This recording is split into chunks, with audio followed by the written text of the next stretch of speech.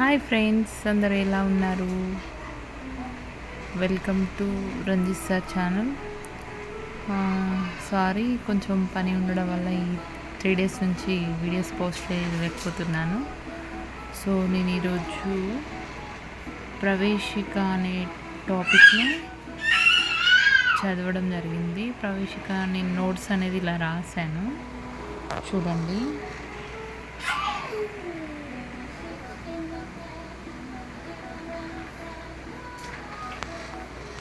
Notes నేను ఈ విధంగా రాసుకున్నాను.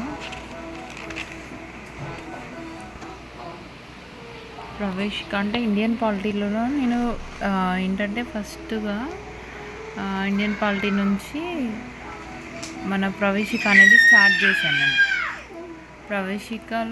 ప్రవేశిక ఎందుకు స్టార్ట్ చేశానంటే ఇందులో నుంచి క్వశ్చన్స్ వచ్చే ఛాన్స్ ఉన్నాయి కాబట్టి ప్రవేశిక అయితే కొంచెం ఈజీగా తొందరగా కంప్లీట్ చేసుకోవచ్చు, అలాగే ఇంట్రెస్ట్ కూడా వస్తుంది అనేసి నేను ప్రవేశిక స్టార్ట్ చేశాను.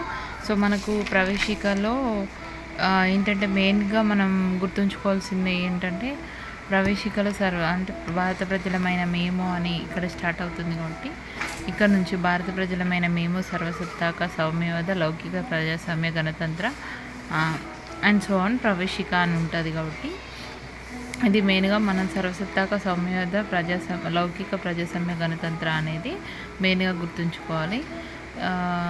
అది ఎట్లా అంటే ఆర్డర్ వైజ్ గుర్తుంచుకోవాలి. అలాగే నేను ఇక్కడ నోట్స్ కంప్లీట్గా రాశాను, చూడండి. నోట్స్ రాసుకున్నాను,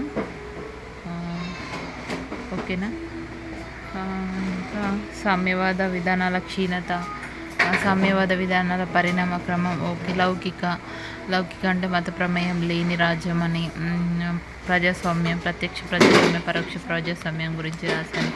అలాగే నెక్స్ట్ గణతంత్ర అంటే రాజ్యాంగాధినేత ప్రజల చేత ఎన్నుకోబడమే గణతంత్ర. సో నెక్స్ట్ వచ్చేసి వరుస క్రమం అంటే పదాల యొక్క వరుస క్రమం ప్రవేశికలో.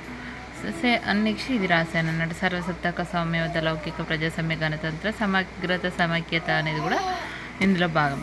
సో పౌరుల ప్రాంతాల మధ్య సమైక్యతగా ఉండడమే సమగ్రత సమైక్యత అనేది. నెక్స్ట్ వచ్చేసి అంటే ఏ అంశాలను ఏ రాజ్యాంగ సవరణ ద్వారా చేర్చారు అనేది కూడా రాసుకున్నాను నేను. సమగ్రత అంటే సామ్యవాద లౌకిక సమైక్యత అనేది 1976-42 అమెండ్మెంట్ ద్వారా చేర్చడం జరిగింది.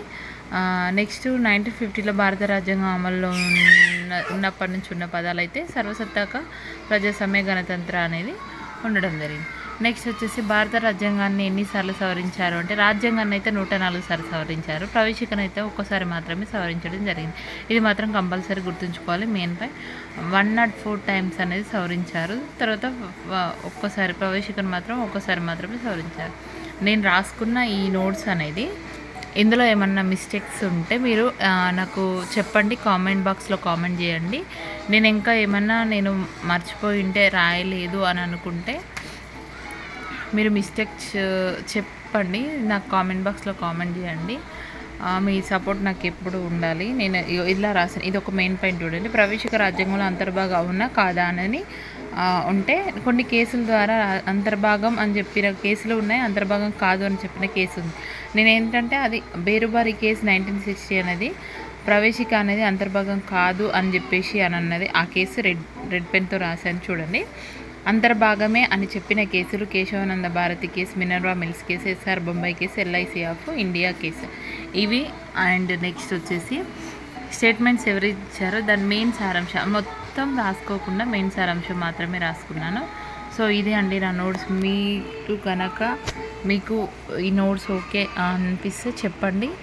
అండ్ ఏంటంటే ఏమైనా మిస్టేక్స్ ఉంటే నాకు కామెంట్ బాక్స్లో కామెంట్ చేయండి, ఓకేనా అండి. Thank you. Please subscribe my channel. Bye bye.